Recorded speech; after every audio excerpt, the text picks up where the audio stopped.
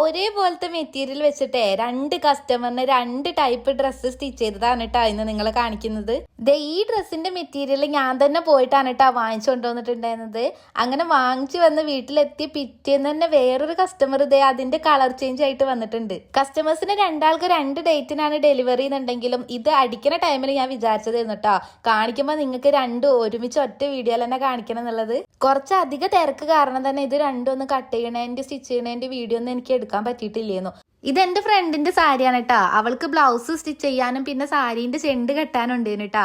ഇതേപോലെ കഴിഞ്ഞ പ്രാവശ്യം അവൾ എനിക്കൊരു സാരി കൊണ്ടു തന്നിട്ടുള്ള സമയത്ത് ഞാൻ ബ്ലൗസ് പീസിന് പകരം സാരിയുടെ പല്ലുമാണ് കേട്ടോ മുറിച്ചെടുത്തിട്ടുണ്ടായിരുന്നത്.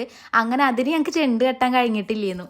ബ്ലൗസ് പീസും സാരിയുടെ പല്ലും ഏകദേശം ഒരുപോലെ ഉണ്ടായതുകൊണ്ട് പെട്ടെന്ന് തന്നെ നോക്കാതെ ഞാനത് കട്ട് ചെയ്തിട്ടാ. അപ്പൊ ഈ പ്രാവശ്യം എന്തായാലും ആ ഒരു മിസ്റ്റേക്ക് വരരുതെന്ന് കരുതിയിട്ട് ഞങ്ങൾ രണ്ടാളും ഡബിൾ ചെക്കൊക്കെ ചെയ്തിട്ടാണ് ഈ സാരീന്റെ ബ്ലൗസ് പീസ് മുറിച്ചെടുത്തിട്ടുള്ളത്.